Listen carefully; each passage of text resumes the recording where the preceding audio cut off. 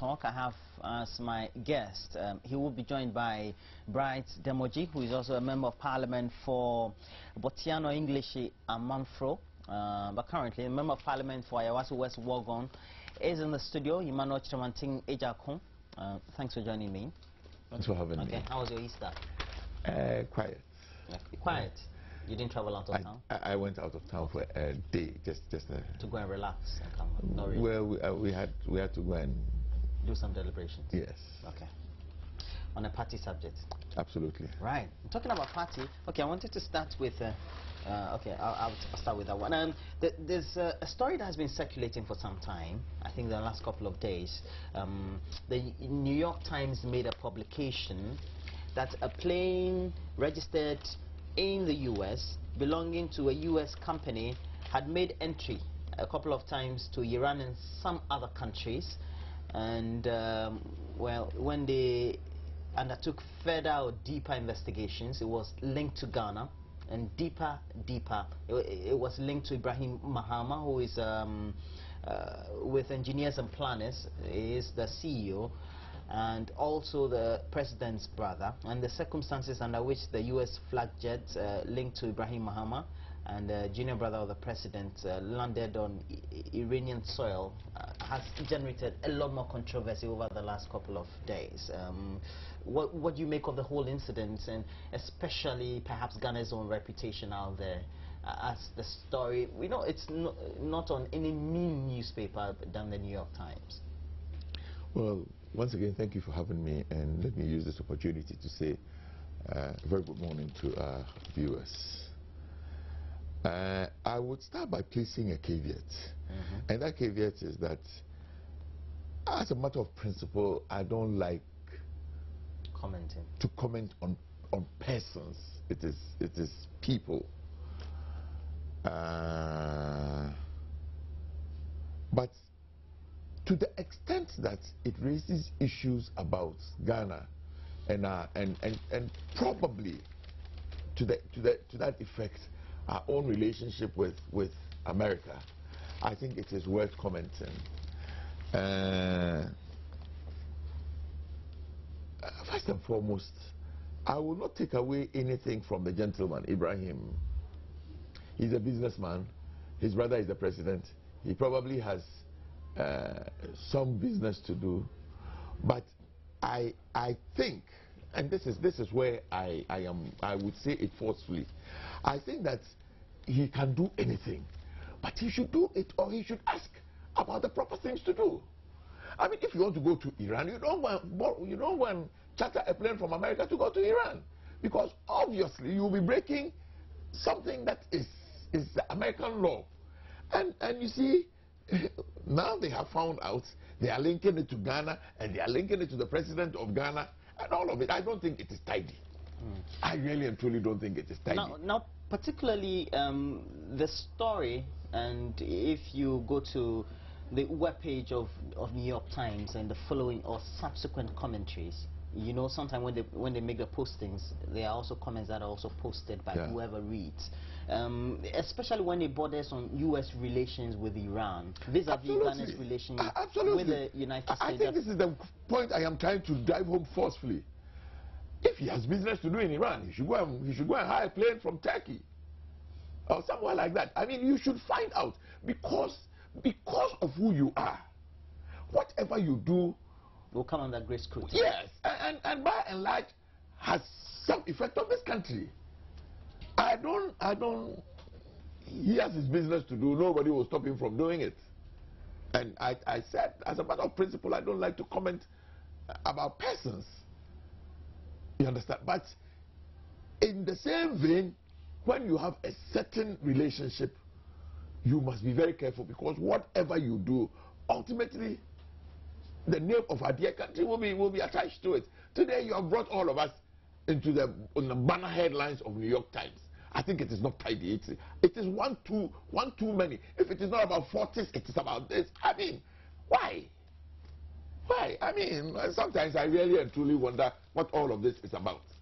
It is grossly unfair. And if somebody is advising him, they should seek good advice. And I mean, he can go to the Democratic People's Republic of Korea for all he cares. You understand? For all he cares. But he should ensure that in doing those things, the name of our dear country does not come into the spotlight. It is unnecessary. Okay. This will not be the first time, perhaps, that we've had difficulties with relations of certain presidents because their stories perhaps also have been published in the media. But then it also brings to mind what could be the effect on the relationship of Ghana, not only with Iran, because we know that President Mahmoud Ahmadinejad visited Ghana as part of his 3-leg tour. That is the former Iranian president, etc., was expected and all that. Now, if you look at all those type of controversy and Ghana's deep relationship with the United States, could this be questioned, or could this be called into question at all? Yes, absolutely. Again, I want to emphasize that that is probably the gravamen of what I'm saying here. I am saying that as a nation, I think over our 57 years of history, we have developed a reasonably good relationship with America. After all, it was America that gave Kwame Nkrumah money to build Akosombo Dam. You understand? Even when we tended to gravitate towards a certain direction, over the period, I mean, we have just finished a Compact 1. We are expecting them to pay us another 300 million for a Compact 2. Up to date, many programs here are funded by USA. I think we have a reasonably good relationship with them. I am maintaining that anybody can do what they want to do, particularly the president's brother.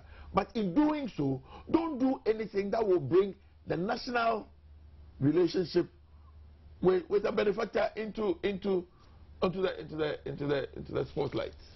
But following that, we've had a statement signed by the Executive Director of Engineers and Planners, Mr. Adi Aitevi, who emphasized, however, that the president has never had the privilege to travel on that very plane, even though it was reported or speculated in the story. And the former, well, we're being told that so far it's not being also anything that they would have said they've done wrong, because it was legitimately contracted or leased from that very bank in Utah and all that. So perhaps maybe some clarification needed, but the point is whether it affects the relationship with the United States and subsequently Iran as well. We're taking a short break. When we come back, we'll be admitting into the discussions Bright Asamoah. He is a member of parliament for Botiano, English Yamanfro. We're taking a short break. We'll be right back.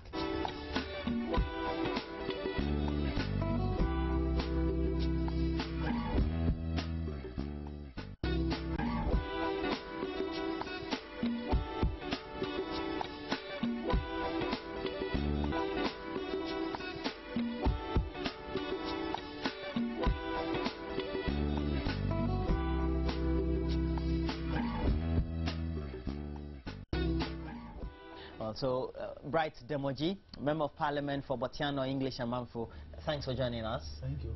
You got caught up in the rain? Not at all. Okay. I think your parking slot has some problems there. Okay. So I was there for almost 4 minutes. Oh, sorry.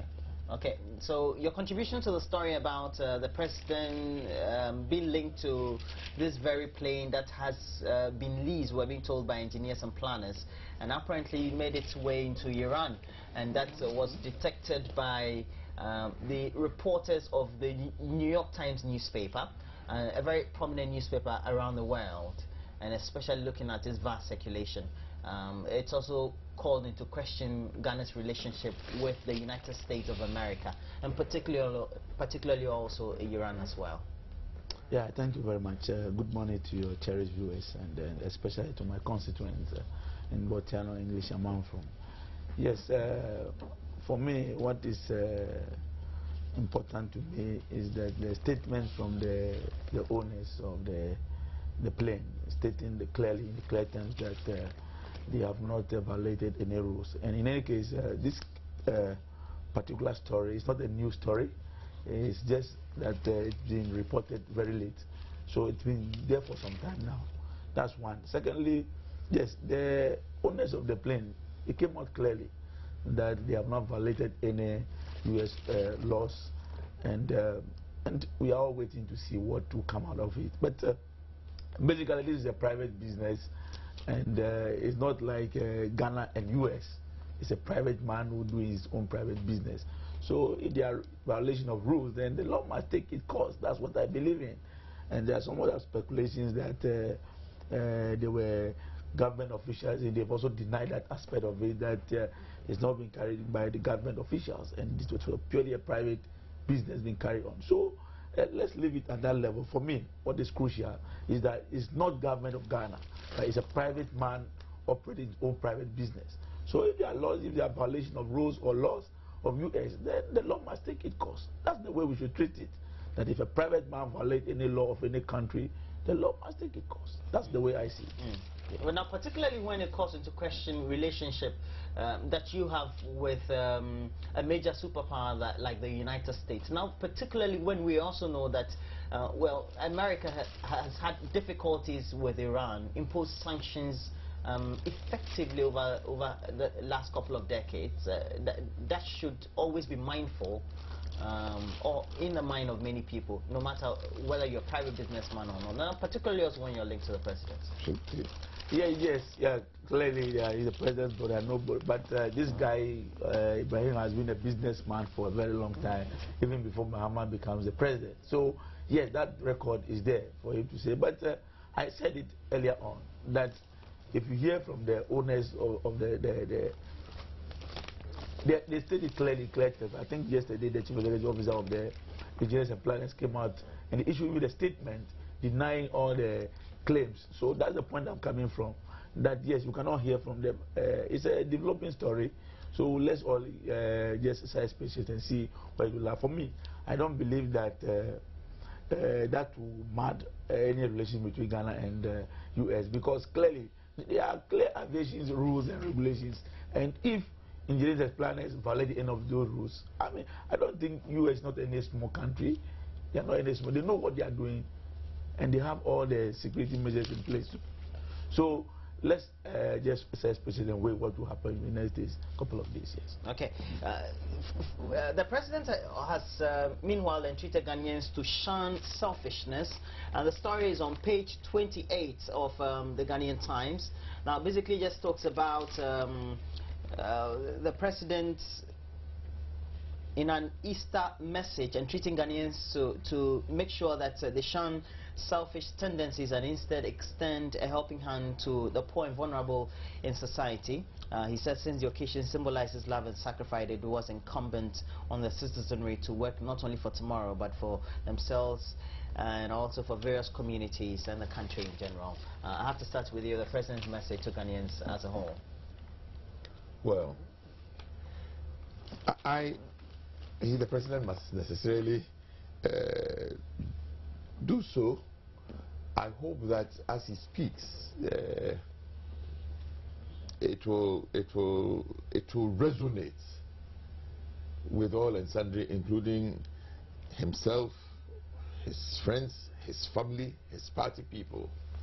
You know, against the backdrop of what the wife of the founder of the NDC said recently, Nana Kuredwa stated very clearly that the difficulty we face as a nation is that people are too selfish.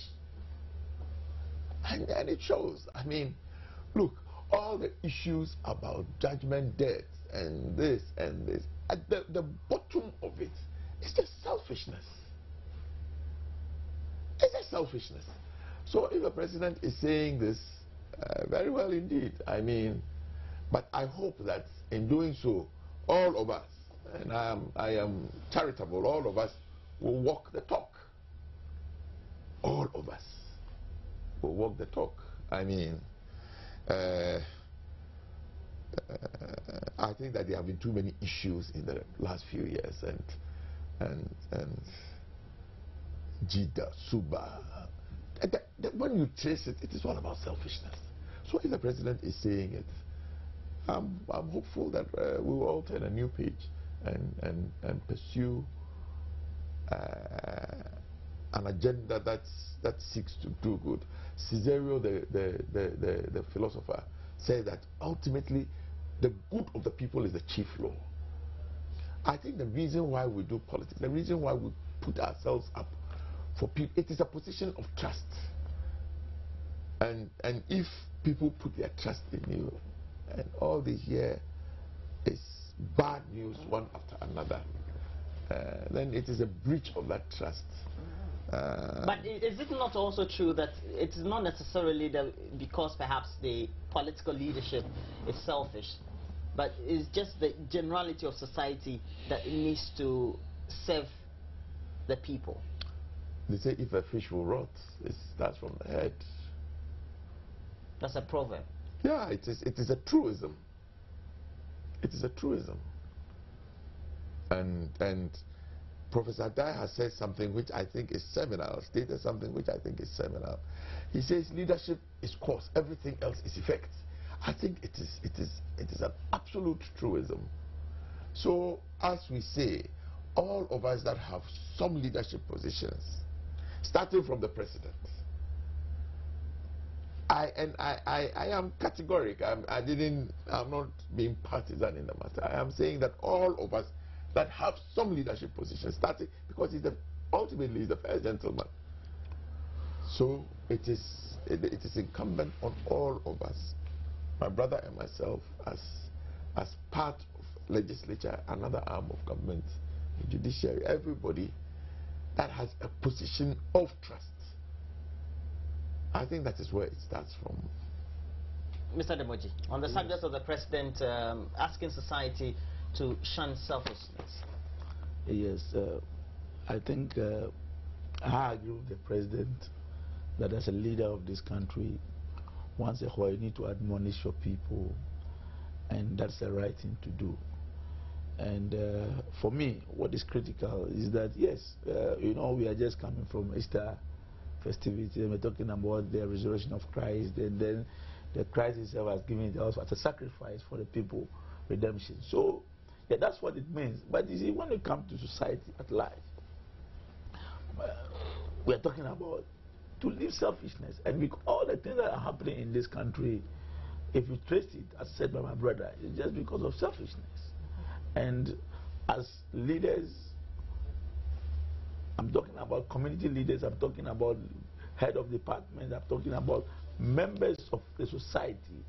We need to ensure that, yes, selfishness is not part of us, because obviously it's difficult for people to give away themselves out. What I'm trying to say is that when people begin to gain out of their strategic positions, then the society becomes disadvantaged. What I'm trying to say is that what can we do that the responsibility that the people give us, we can be able to live up to expectation, so that our personal gain will not take precedence over all the things that we are doing. That's what I'm saying. I think that's what the president is saying, that as leaders of this country, as people who hold responsible positions, we should think of the society, we should think of the community that we are serving, rather than ourselves.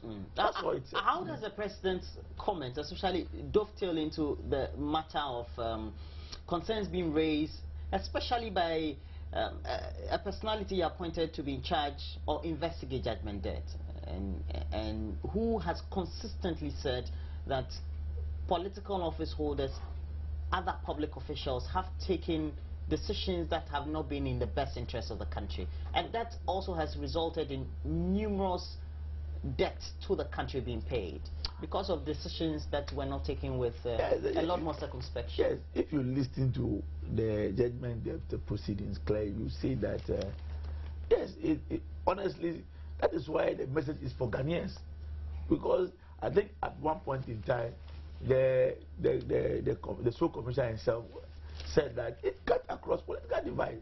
That's why he said leadership of this country.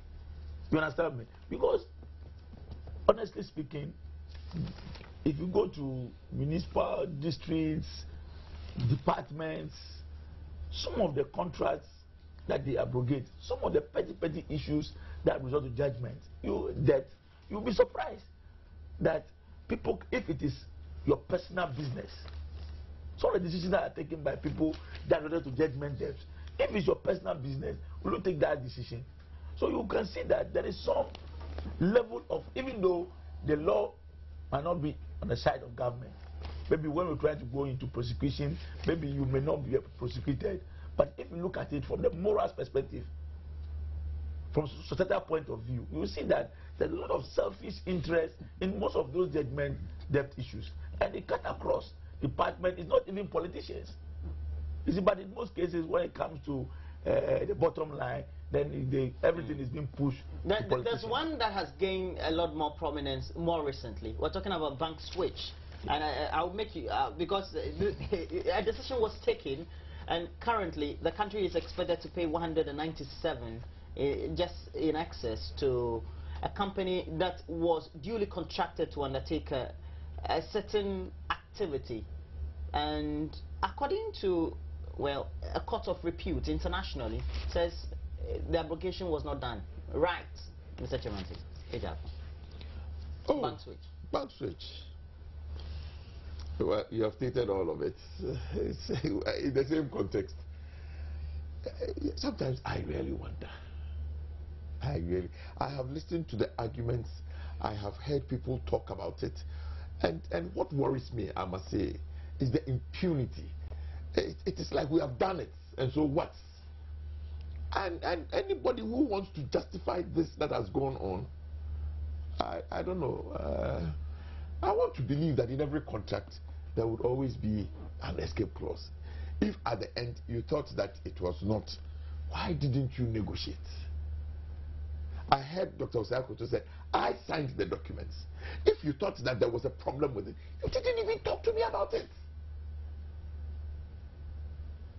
If you think that in running the affairs of this nation, you came and met some people, legitimate government that had been voted out. You thought that there was a problem with something they have done. Whether it was out of contempt or whatever it was, you go ahead and abrogate a contract. In any case, I say it is in perpetuity. It's a continuum. Government is a continuum. What stopped you from the man who signed the document was well and alive, was a member of parliament? What stopped anybody from asking him, Dr. Akoto, what happened? Can you give us your version? You go ahead and abrogate. Today, we are faced when our lights are not working, when water does not run, when salaries cannot be paid, when Parliament hangs on a threadbare. Well, salaries are paid, and if you say Parliament is running on a threadbare budget, I will state without equivocation, the university workers in Legon, they receive their salary 2 weeks after payday. So, if this is the way we want to, and for me, the worst is the way people are justifying this. I think it stinks to the high heavens. Now, your own concerns about it. We've had the information minister who has said it was government will not only just pay, but of course they will raise certain issues with the judgment in itself. Yes, yes. I want to say that I don't want to believe that what my brother is saying is true. The salary is being paid in this country. Nobody complained that they are not receiving salary. Well, I just asked him, and yes, and I have stated categorically. Go and ask anybody that works in Legon. I'm saying that record must be there straight, that there's nobody in this country who is working for government that is not being paid. And all parliamentarians are being paid. That's the point. So I don't want to believe that at the end of this when I speak, you should clearly understand. I said Parliament is what is threadbare budget. He knows his committees must work, they don't work. You see, so what I'm trying to say is that yes, every contract have an escape clause, as he said. But in managing the escape clause, you need to look at some of the merits and what will favor you. That's the country first, being patriotic. If you look at, even on monthly basis, what the amount the government of Ghana is supposed to be paying, it's a huge sum of money. And the man in charge or the person in charge realized that, yes, if you look at the amount of money that I'll be paying on a monthly basis, and you compare that even amount of money with regard to even the judgment, you can do your own calculation. against, with regard to the contract sum, how much they're supposed to be paying that company on monthly basis. And if you look at the state of the nations and the kind of resources we need, this one is a legal issue. It doesn't end yet. And if you look at where they are coming from, up to where they are now, that's not the end of it. But the bottom line is that, are we patriotic enough? Even, how come that individuals in this country can support companies against the state of Ghana? What's the meaning of that? That's the question I should be asking. We should be asking ourselves. But you stated it. So what is the meaning? Who is supporting somebody against? Yes. Who is that supporting? In the judgment, before the judgment, there's information that Akoto has supported in terms that of company. In terms of what? You were in writing. No, If you don't know, don't speak about it. On air. No, as far as we're concerned, the issue of patriotism and selfishness is what we're talking here. What is being patriotic about and this? selfishness. What is being patriotic about this? When you go and abrogate a contract. All right. I get your point. The point I'm trying to make is that not flare. Yeah, the point I'm trying to make is that you see, you have signed a contract for the state, and your predecessor realized that no, in looking at this, GCNet is other companies are working on it, and as a manager of that particular project, realized that no, if you look at the amount of money we should be paying on monthly basis, it's too much. What others are doing the job? So yes, it may be that there may be some level of difficulties with regard to the abrogation of contract. But if you look at the value itself that is supposed to be paid to that company itself, that's the issue of selfishness we are talking about. Government had a difficulty with it. Now, yes, that's I supported the issue of abrogation of the contract, because that amount of money to be paid to so you support just an IT company in a month, it's too much. You support. Look at the value. You support. Within a month. What are they doing? Okay. We pay that amount of money in a month. Mr. Chairman, he raised an issue. He raised an issue for which I believe that even the former Minister of State at the Finance Ministry, what job are they doing? Excuse me, sir. Let me ask a question. Has even responded to? He says that the government has any challenge, they can take him to court. Yes. Now, whatever the difficulty is, I guess before he even made that very statement, the question was raised about you were a Minister of State, you swore an oath of secrecy, but is it a chicken and egg situation or a catch-22 situation where you're called as a witness into a case, and that was what he really was called to do, whilst at the same time, when you were in office, you swore an oath of secrecy to the Republic of Ghana. So where do we draw the line? You see, was he really called before? He never went to The Hague? No, he was here. He never absolutely stepped in The Hague? No, he didn't. He was called on the telephone. But when you are called before the court, you swear an oath that you will speak the truth and nothing but that truth. So what is the truth? I mean, what we should be interrogating here, what is the truth? In any case, we are talking about the amount of money. Does anybody know the amount of money the DICs are collecting now? Well, no, have you computed it? Come on, what is anybody talking about? In any case, the issues about designation is outdated, it's outmoded.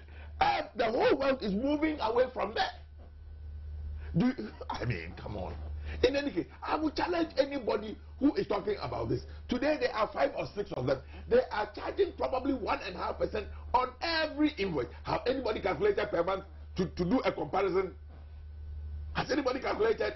They are just looking at something. Oh, too much money. Have you calculated how much people are collecting today? Have you calculated how much GC that is collecting? Have you calculated how much any of the 6 DICs is collecting? Have you summed it up and compared with what these people were going to take? I mean, I think we must be true to the facts. But my response to a question I don't think you've adequately addressed about, well, you were sworn into office, you swore an oath of secrecy. Yes. Before also, you were summoned before a court to be a witness. Yes. And that one also you swear. Yes. So, where do you draw the line? I want to. Oh, you speak the truth. You speak the truth before the court. You speak the truth before the court. And then an oath of secrecy also before the state. What is secret? What is secret? What is secret? I think we must define these things. The point is, what is the secret? If a business of government is confidential, if you are summoned before a court, whether it's an international court or so related. I am not a lawyer. Yes, we are not lawyers. And I believe even the lawyers have deliberated extensively on this very subject as well. I don't know what the position is, really and truly. But the thing is, I have had opportunity to serve in a government agency before. I do something, the matter is questioned and brought to court. I must go and speak to the facts. So, are we asking, so the people that decided to abrogate the contract, did they read properly? Did they clearly understand the import of what they were doing? Didn't they think that there were clauses that gave them right to negotiate up or down? These are the things which I haven't seen the contract. I am not fully appraised of even the issues.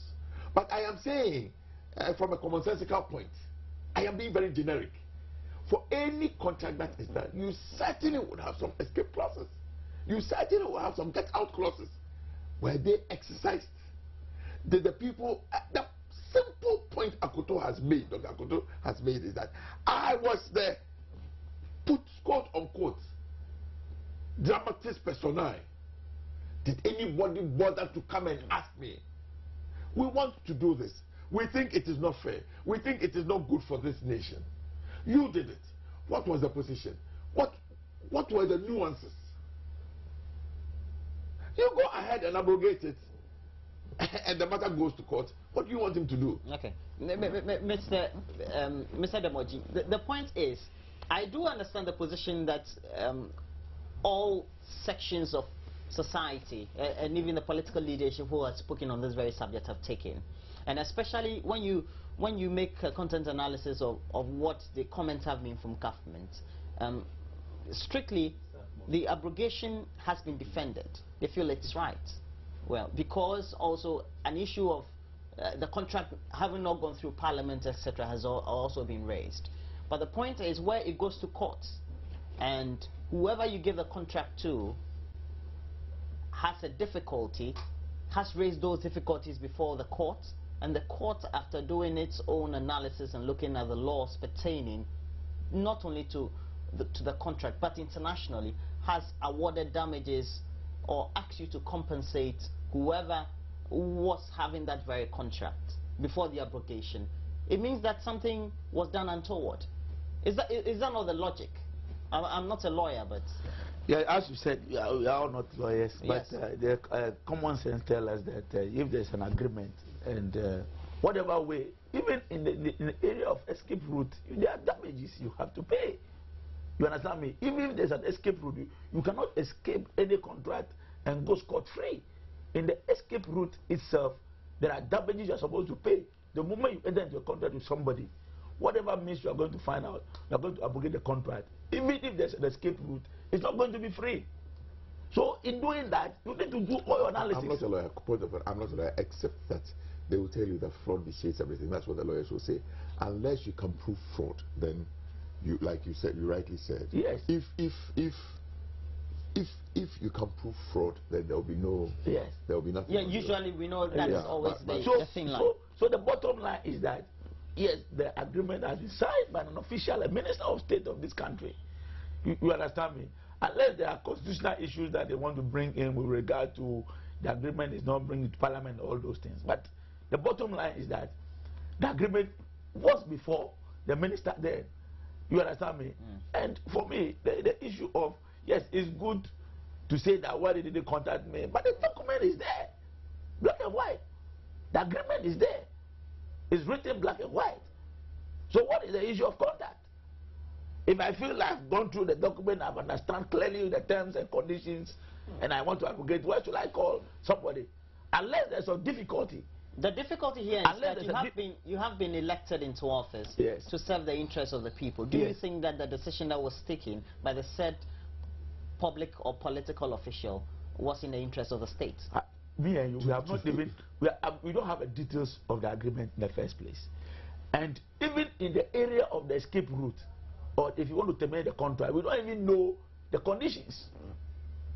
You understand me? Sometimes you have got a contract and feel that you even want to go to court and litigate it. Okay. And you feel that when you even litigate it, what is in the contract or what you're supposed to pay will be lower in terms of what is the contract. The analysis you make is very interesting, Mr. Demoji. Yes. Now, you are defending this, and a number of government officials also have defended this very action taken by whoever or the said ministry. Now, the question also was raised. In the same scenario, we're having a government that also says there are too many judgment debts. And so there's a personality or a commission that has been, or a sole commissioner who has been given a mandate to investigate so-called judgment debts, because the government feels that untowardly these have been reached, or we've reached this point because of certain inactions of people within the state setup. So is it not a matter of double standards? Not at all. Okay. Where you have a public agency or a public official or a decision taken by a public official that leads to judgment debt. At the same time, the government is also investigating the cause of judgment debt and why we have judgment debts. You see, that you should look at judgment debt from two perspectives. First, those signing the contract. That's another aspect. I don't get you. What I'm trying to say is that if you sign a bad contract, if the contract is not good, and the person who is in charge now feels that the contract is not good, and against all odds, termination of the contract will inure to the advantage of the state, even with regard to even judgment debt, is still better. Then you should go for it. That's how come they say that they should investigate. That's why the commission was set up, to look at the pros and the cons of the termination of the contract. What should we pay? Whether it is fair for us to terminate the contract and go to judgment and pay the judgment debt or not. Because it's not in all instances that the payment of judgment debt is bad.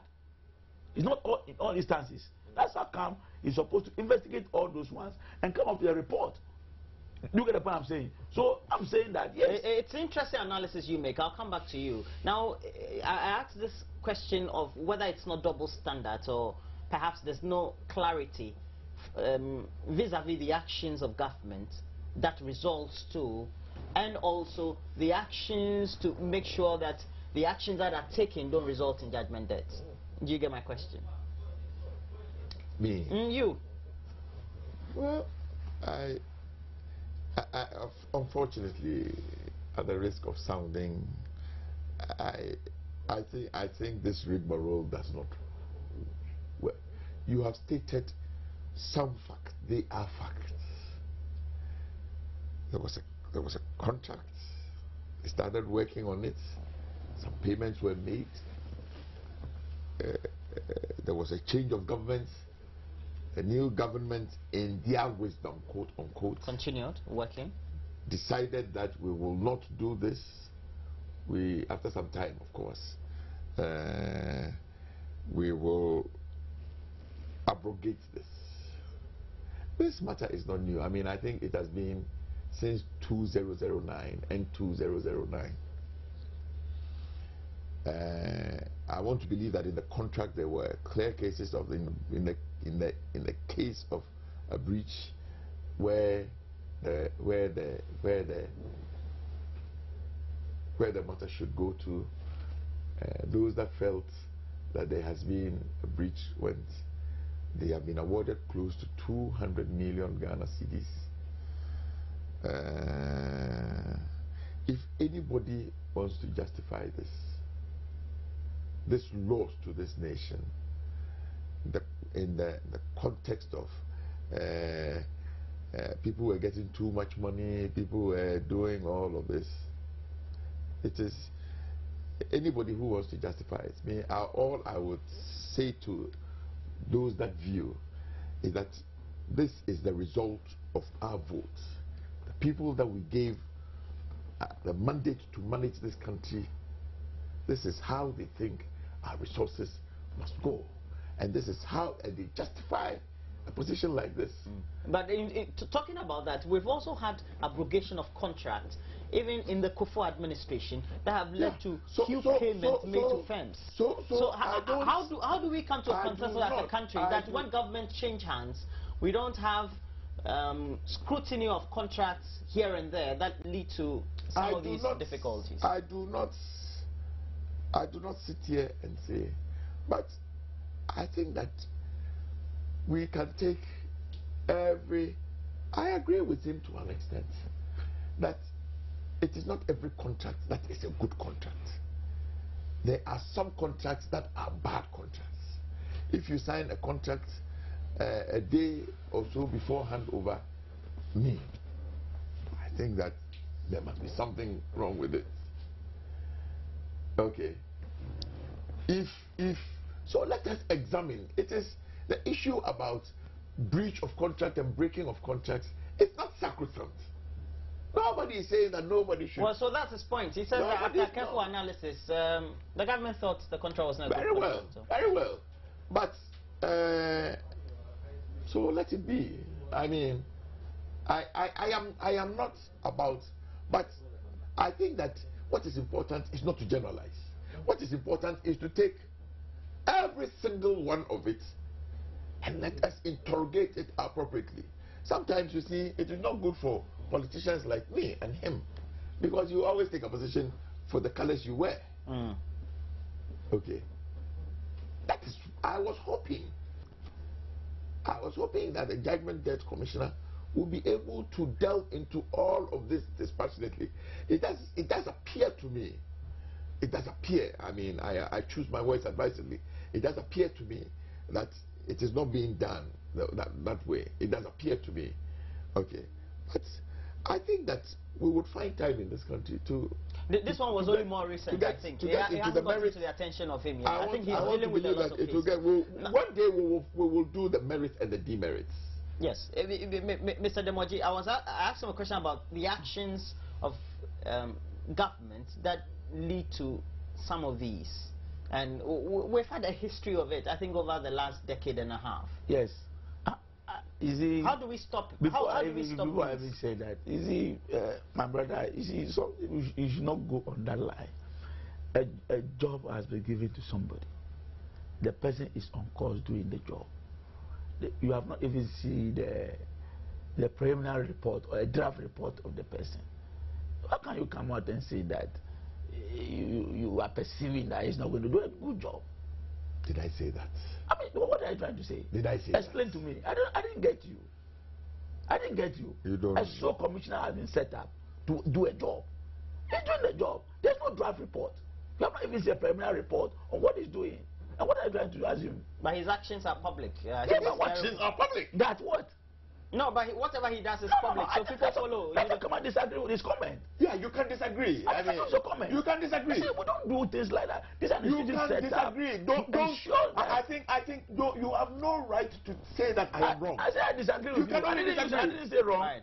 I disagree. I love this. I use the word disagree. I think that's all right. You can disagree. Okay, Mr. Chemate Jacko, that's all right. No, I use the word disagree. Your truth is not my truth. I use the word that is not my standard. No, I say I use the word disagree. Okay, that's all right between the two of you. So there's no issue. So your point is. So there's no issue. The point I'm trying to make is that, for me, what is critical is that if you are put in the position of trust, it is because they believe that you can make good judgment of issues. So you're saying the arbiters are...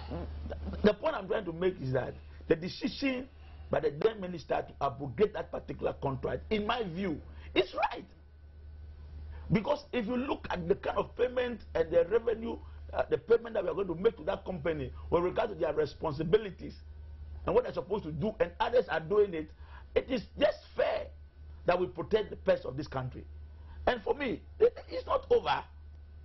It doesn't mean that government of Ghana cannot go on and appeal and all that. But what is critical is that a minister of state then is even in support of that particular institution to take a judgment for Ghana. We're talking about the spirit of selfishness. Those comments when you make them. We are talking about so unfair. Yes.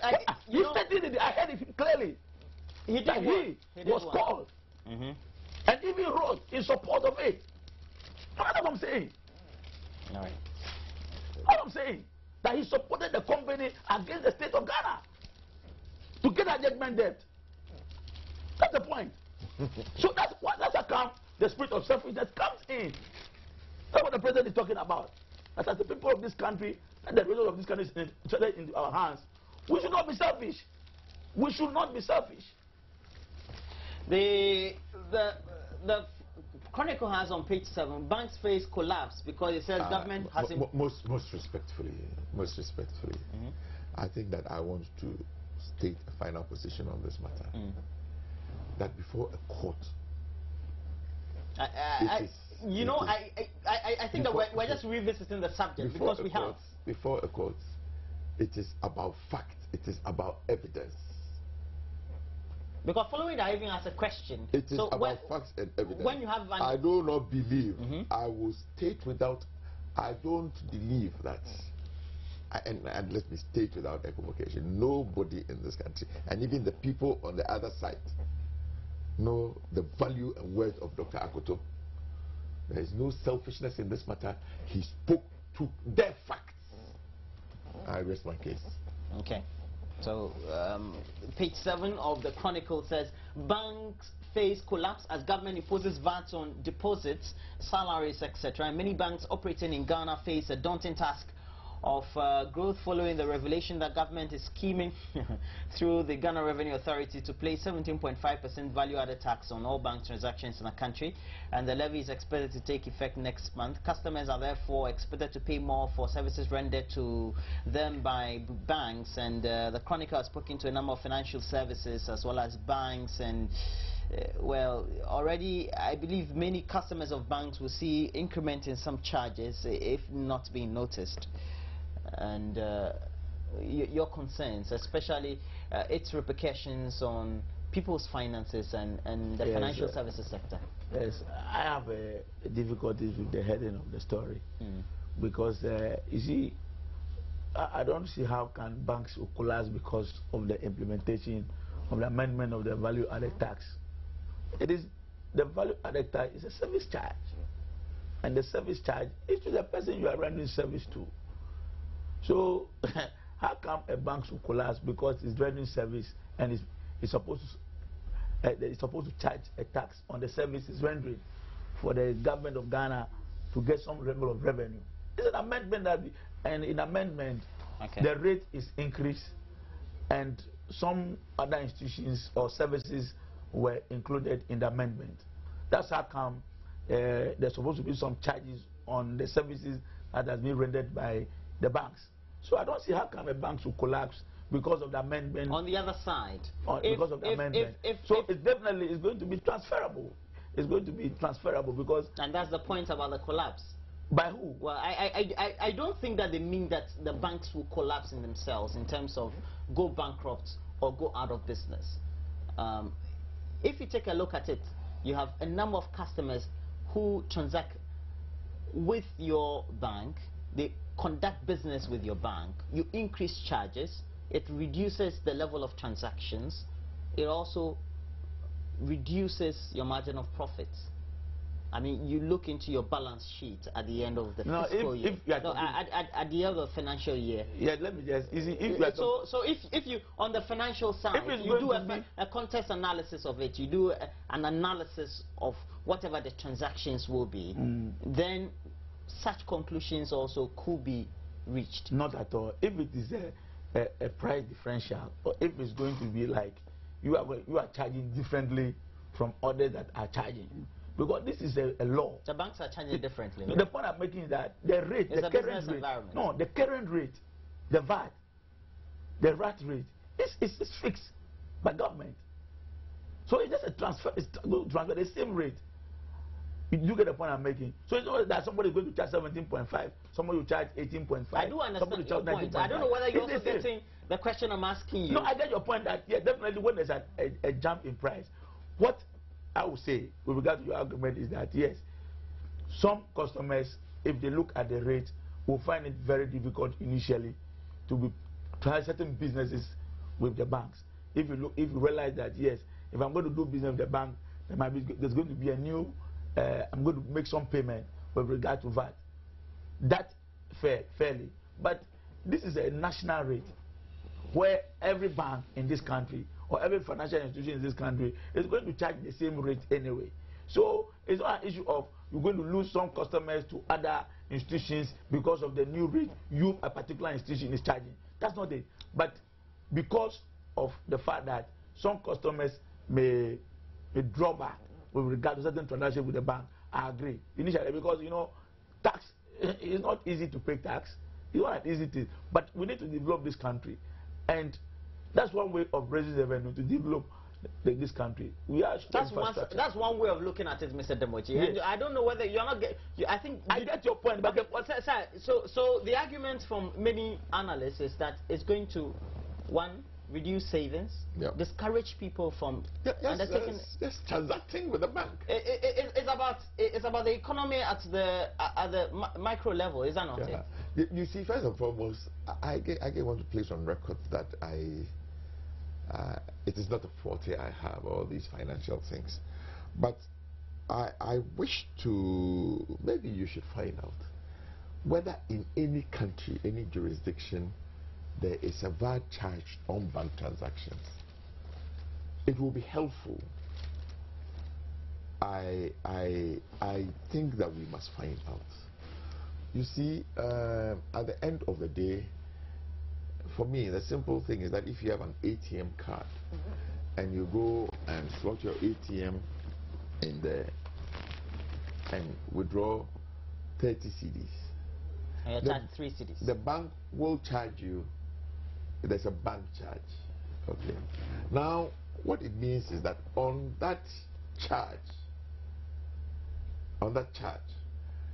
the bank is going to impose a 17.5% on the charge of 3 CDs.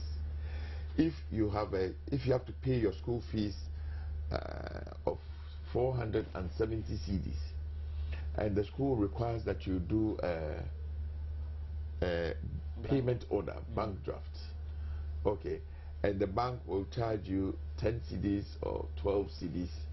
On that 10 CDs or 12 CDs, the bank is going to impose a 17.5% levy.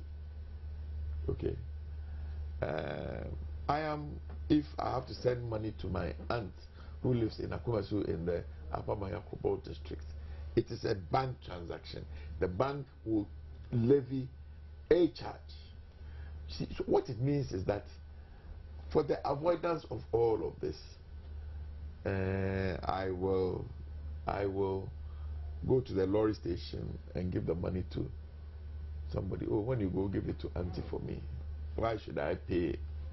Those are the realities. I think that is what people will, to the extent possible.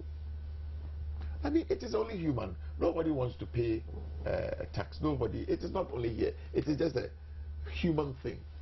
Okay. But first and foremost, I really and truly want to find out whether it is a common practice. If it is not a common practice, then I will want to find out the reason. You know, we are sitting here saying that government needs revenue. Yes, I agree. It is only through the revenue government generates that you can undertake development. But there is also a counter. A budget is not only a revenue statement. A budget is a revenue and an expenditure statement. We keep talking about we need to raise revenue. Has anybody talked about we need to look at our expenditures? I think it is important. But like I say, I want to place this discussion in the context. Is it an across-board? Is it something that is done generally? If it is, then okay, maybe we're not doing it now, we have decided to do it. But if it is not something that is done generally, even if it's not done generally, don't we need to undertake, well, whether it's fiscal policies that have been introduced based on the environment in which we are? Absolutely. I mean, because at the end of the day, I was going to again place a caveat and say that it's the end user that suffers, right? Absolutely. I think that we are becoming one of the most overtaxed people. Really, as a society? I think so. I think so. I really and truly think so. Is there not been a caveat always that we haven't broadened our tax nets? There is a huge difference between broadening, widening the net, and imposing tax on those that are already paying. I think we must make that difference very clear. It is said that it is only people in the formal sector that are paying. Okay. Can we find some better way of getting those in the informal sector to pay? I mean, I sometimes want to use a case of even just property rates. I mean, go to all the so-called Class A area. In your area, you don't pay property rates? Not, I think not that the equivalent you pay in London. I think that you don't need to pay the equivalent because we are not in the same. The economies are, yeah. But sometimes, really and truly, I think that the transaction cost is even more than the money collected. I really wonder what is the basis. In a place like Accra, I really and truly don't know why we should still be doing a common fund. I want to believe that if people sit up, there should be enough revenue raised from all the structures and all the things that happen. But we probably are not doing it. So it is not about I think that the problem is that the same people and the rates just keep going up. Yeah, thank you very much. For me, I believe that this is not the first time that this VAT issue came in. Anytime I talk. And the comments that is going to reduce the savings culture? Yes. It's going to discourage people from savings. Already a culture that we say it's almost non-existent. Yes, I mean, if you talk about that from that perspective, yeah, I agree with you. But, you know, we need to face the fact that as a country, we need to agree on where we want to go. We are saying, as you said, that we are saying that let's expand the tax base so that everybody will pay tax. And I'm saying that the easiest way of tax expansion is not a direct tax, but it's indirect tax, and the VAT is an indirect tax.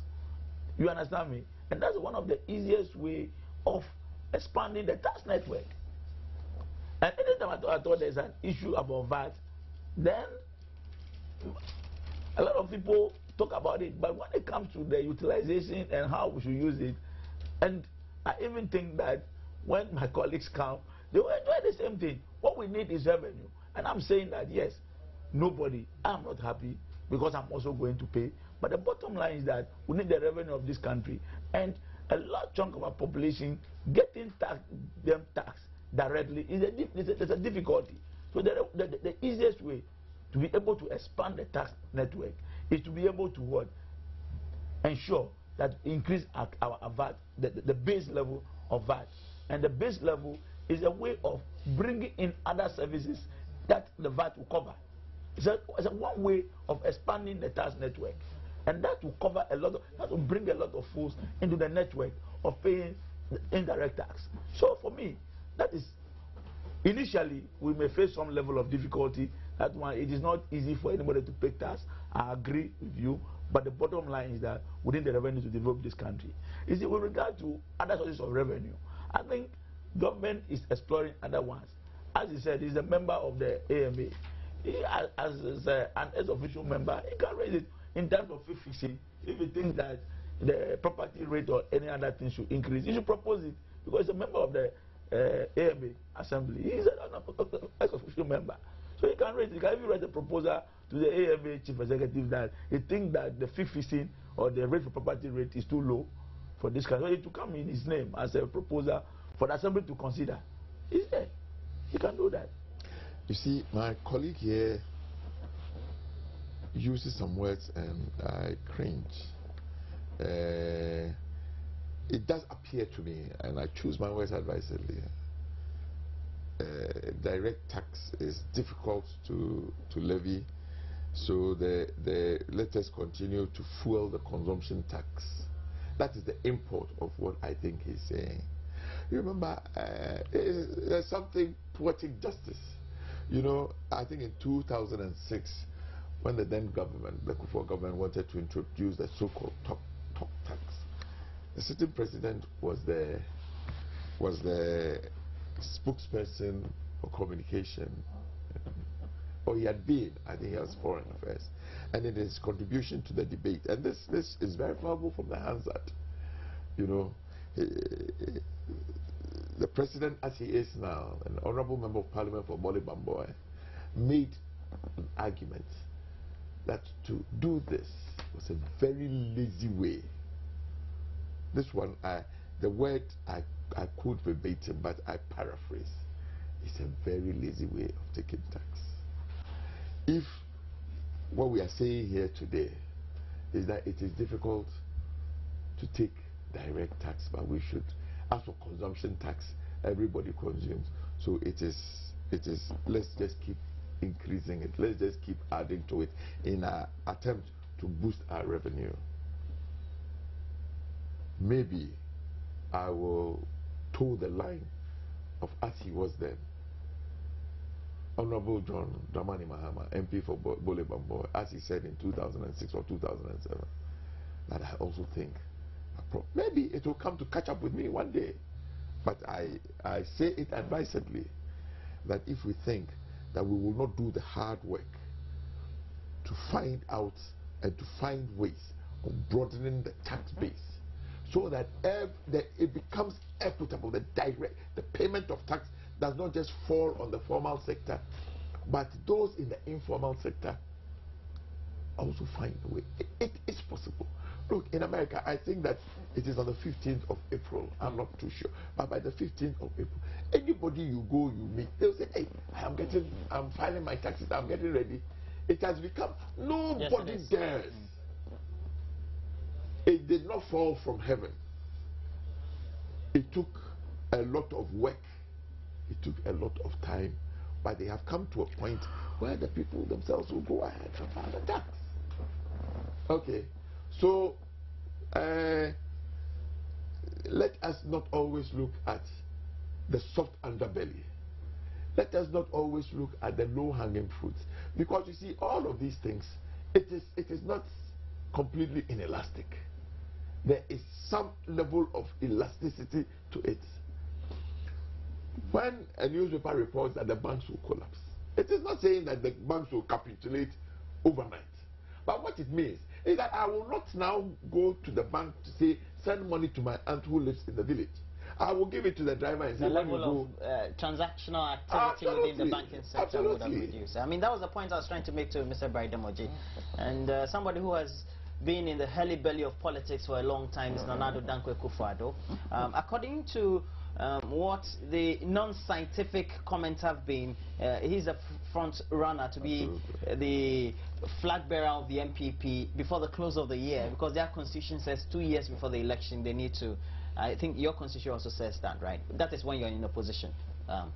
Daily Graphic says 2016 MPP flag bearership. Who answers the call? Your picture is not here though, but I haven't said that you're also being speculated to be one of them. Am I?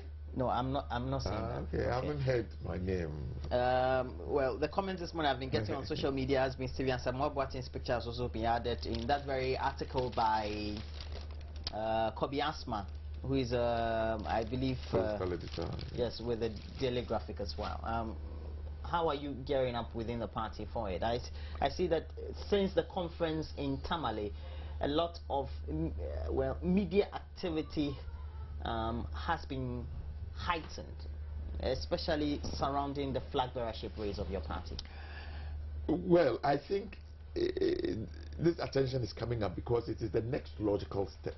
You know, for the MPP. We start from what you call a polling station through what you call the electoral area coordinators to the constituency elections, and then we have our regional elections. Now we have had our national elections.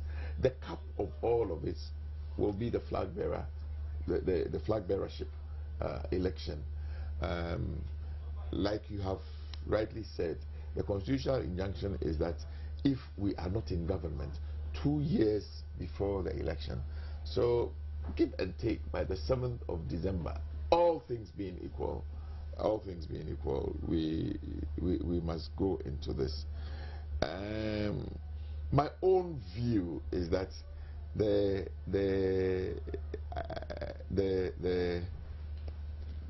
we as a party must not allow ourselves to be stampeded into this. Who is stampeded? I said we as a party. Must not As for media persons, they would always do this. You understand? But I think that I hope and pray that the national executives will find the strength to do the necessary things. There are a lot of necessary preparations that we must do. I think that we must focus on all of those things. There are talks about electoral reform, and then all of this. There is after you've gone into an election twice and you are declared a loser, you must sit and reflect and change a few things. So my considered view is that I hope that the new executive will find the steel not to be stampeded, but they will look into all of this. They'll do some introspection. A lot of introspection, a lot of correction, changing some things around. And I think that what we need is, I look at it as a vehicle and a driver. The flag bearer is a driver.